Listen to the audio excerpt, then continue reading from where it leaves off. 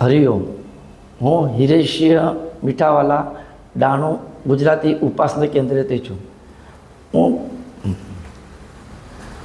હું પાછલા 9 વર્ષથી બાપુ પરિવારમાંથી સાનિધ્યમાં છું.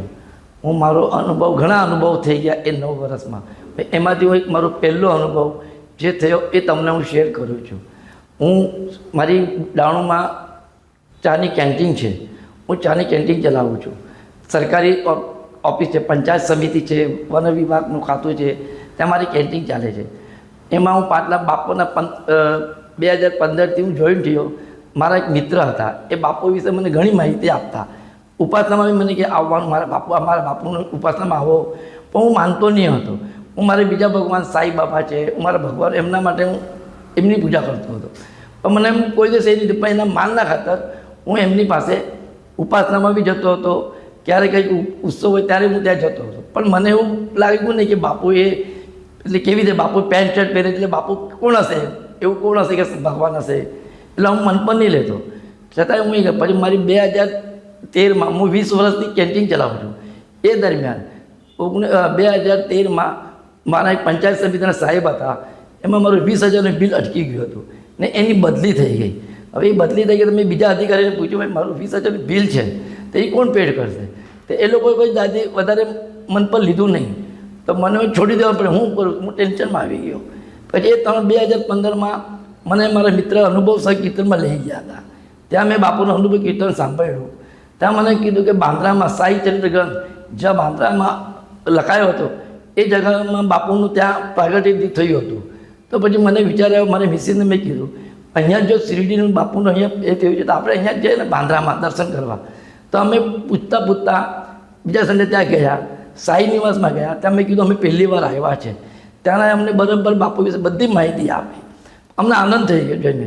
પછી એમને કીધું અહીંયા બાપુને હેપી હોમ કરીને મંદિર છે ગુરુક્ષેત્ર, ત્યાં તમે જાઓ, એ પણ ઘણું તમારા માટે સારું લાગશે.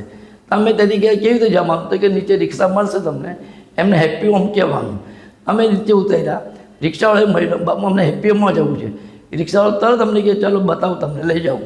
એ બરાબર ત્યાં અમને હેપી હોમમાં લઈ ગયો. ત્યાં અમે જોયું બાપુનું મંદિર, મોટી આવીને જોયું, આનંદ થઈ ગયો. પછી મેં સંકલ્પ કર્યો. ત્યાં મને કીધું મેં સંકલ્પ કર્યો છે મારું બાપુ 20,000નું બિલ છે, જો એ મને પાછું મળી જશે તો હું તમારી ભક્તિ કરીશ. એવું મેં ત્યાં એક સંકલ્પ કર્યો. અને પછી અમે લોકો ઘરે આવ્યા. એ પછી અઠવાડિયામાં એક પાછું 3 વર્ષ પછી પાછા એ સાહેબની બદલી થઈને ડાણુમાં આવ્યા. મને એને જોઈને ઘણો આનંદ થઈ ગયો. પછી હું એમની પાસે ગયો, સાહેબ મારું બિલ બાકી છે. એને મને હિંમત આપી, તું કંઈ ચિંતા નહીં કરતો, તારું બિલ બધું પાસ થઈ જશે. એને અકાઉન્ટને બોલાવ્યો, આ ભાઈનું બિલ કેટલું છે એ બધું કાઢો, હું પાસ કરી આપું, એને ચેક આપી દઉં કરીને. તરત અઠવાડિયામાં પછી મને ચેક પણ મળી ગયો. પછી મેં વિચાર કર્યો બાપુએ મને આટલું આપ્યું છે તો મારા બાપુને દર્શન કરવા છે. હું પહેલી વાર ગુરુવારે ગુરુક્ષેત્ર હરિગુરુગ્રામમાં પૂછતો રાતના ત્યાં ગયો. હું પોતે રાતના બહાર નીકળતો નથી રાતના આવવા માટે, છતાં હું ત્યાં ગયો ને 2 દિવસે બાપુના દર્શન પણ થયા. ત્યાં કહેલું ગ્રાઉન્ડ છે, ત્યાં ગ્રાઉન્ડમાં બાપુ આવ્યા હતા, દર્શન પણ મને થયા. હવે રાતના મને નીકળવા ગાડી મને ખબર નહોતી, પણ ત્યાં બીજા બાપુ ભક્ત હતા ડાણુના.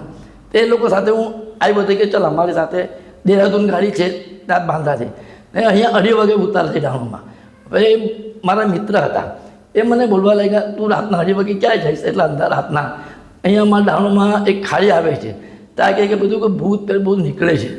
તો હું જરાક મનમાં કહ્યું કે હશે કરીને. પછી એક દરગાહ આવે છે આગળ ગામમાં છે, અમારા ઘર આગળ ત્યાં કબ્રસ્તાન છે, ત્યાં પણ કે બધું નીકળે છે. તો મારો મિત્ર કહે તું મારે ઘરે સૂઈ જા, હું તને સવારે 5 વાગે મારી ગાડીમાં મૂકી આવીશ. મેં કીધું હું એવું કંઈ માનતો નથી. મેં કીધું તો પછી ઘણું મને ના કર્યો, પણ મેં ના પાડી. પછી અમે 2:30 વાગે ઉતર્યો સ્ટેશને. એ લોકો ઈસ્ટમાં રહેતા હતા, એ બધા ઈસ્ટમાં ગયા. હું વેસ્ટમાં એકલો જ રહી ગયો. હું બહાર આવ્યો, હું ગભરાઈ ગયો કે મને એને પહેલાં ગભરાયો હતો. પછી મેં શું કહ્યું, મારી પાસે કૃપા સિંધુ પુસ્તક મેં લીધી હતી પહેલી. મેં બાપુને પ્રાર્થના કરી, બાપુ પેલા ભાઈએ મને ગભરાયો છે, મને બીક લાગે, મને મૂકવા આવો તમે. એમ કહીને હું રિક્ષાના સ્ટેન્ડ પર બહાર મારી ગાડી હતી હું લઈને બહાર આવ્યો.